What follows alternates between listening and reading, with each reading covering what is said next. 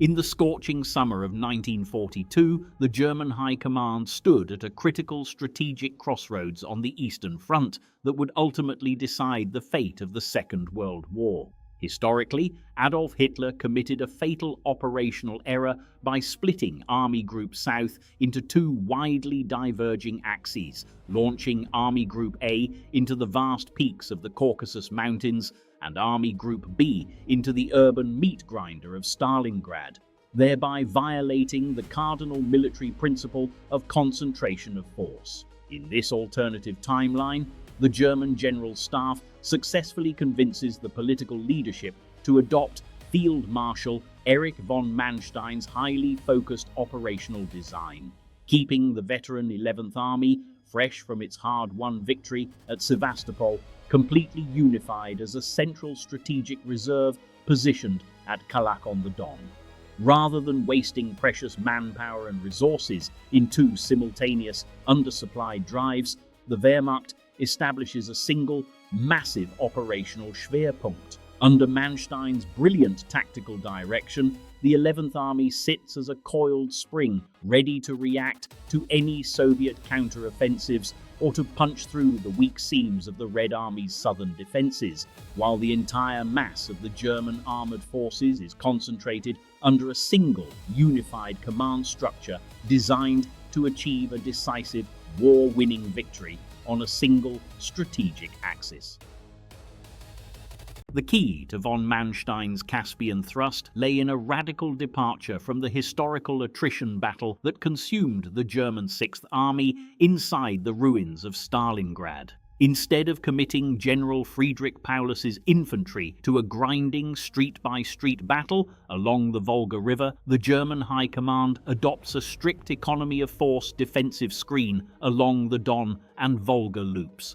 The city of Stalingrad is not assaulted, but is merely masked and isolated by a strong blocking line composed of Allied Hungarian, Italian, and Romanian forces, stiffened by German mobile security divisions and heavy anti-tank units.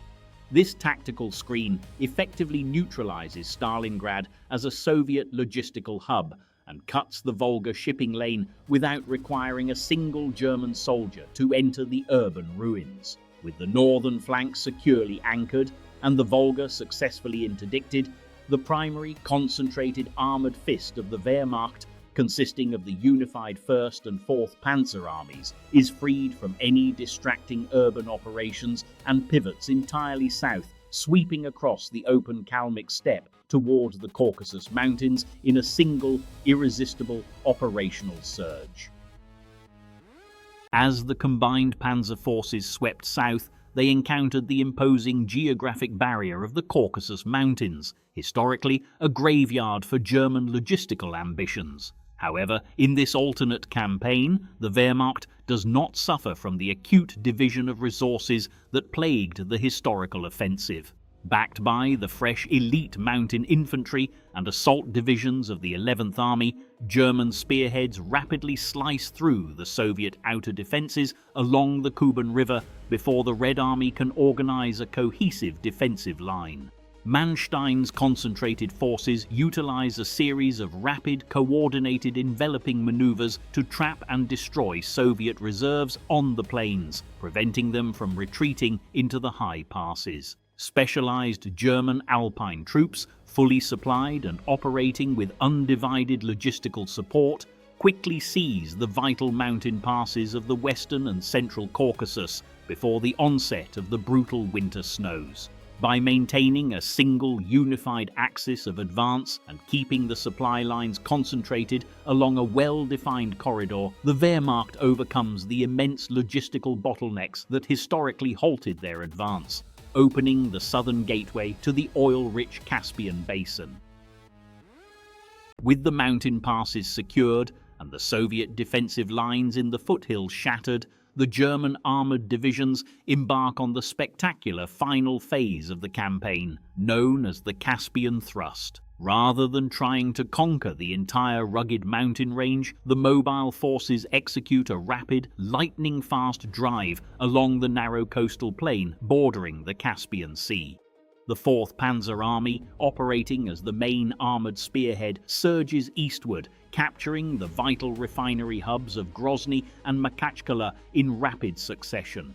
The speed of the German advance completely unhinges the Soviet command structure in the region, leaving the local oil fields and industrial infrastructure largely intact. By late autumn of 1942, the vanguard of the German panzer divisions reaches the Baku Peninsula, the absolute crown jewel of Soviet fuel production. Smashed by concentrated artillery and outflanked by mobile amphibious landings across the Caspian, the strategic port of Baku falls to the Wehrmacht. The capture of Baku represents a colossal logistical victory, bringing over 80% of the Soviet Union's domestic oil extraction under the direct control of the German Reich, and permanently altering the strategic calculus of the entire global conflict.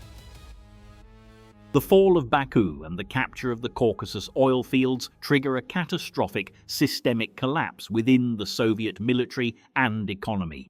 Historically, over 80% of the oil, aviation gasoline, and specialized lubricants used by the Red Army were produced in the refineries of Baku and transported north via the Volga shipping lanes. With these fields firmly under German occupation and the Volga permanently interdicted, the Soviet Union's domestic oil supply is suddenly reduced to a mere trickle from the Ural-Volga region, which is completely inadequate to sustain a modern industrialized war machine. Within weeks, the Red Army's immense tank armies, mechanized corps and air forces are gripped by an acute, paralyzing fuel famine.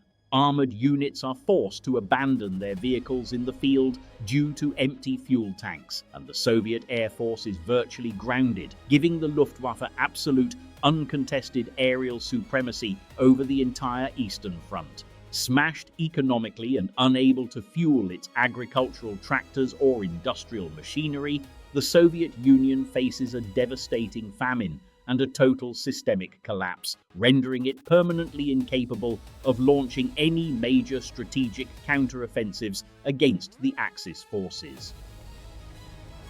The conquest of the Caucasus and the total collapse of the Soviet fuel supply completely reshape the global geopolitical and strategic landscape by the spring of 1943.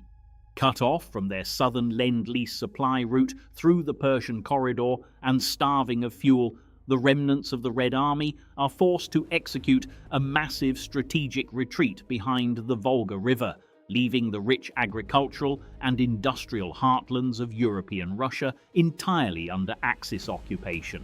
The oil-rich fields of Baku now flow directly into the industrial war machine of the German Reich, rendering the Allied economic blockade completely obsolete and making the Nazi war economy fully self-sufficient. This immense resource influx allows the German High Command to transfer over 100 veteran, battle-hardened divisions from the east to the west, heavily reinforcing the defenses of the Atlantic Wall.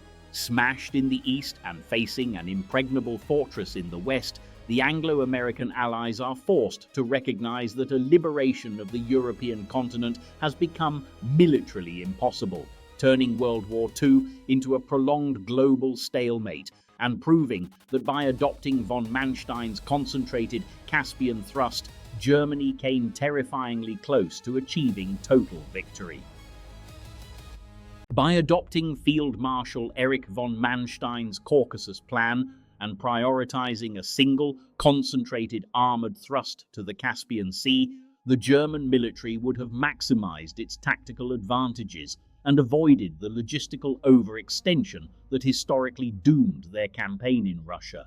This terrifying alternative scenario demonstrates how close the Wehrmacht came to rewriting the modern world map. What do you think would have been the ultimate fate of an isolated Great Britain and United States under this alternate timeline?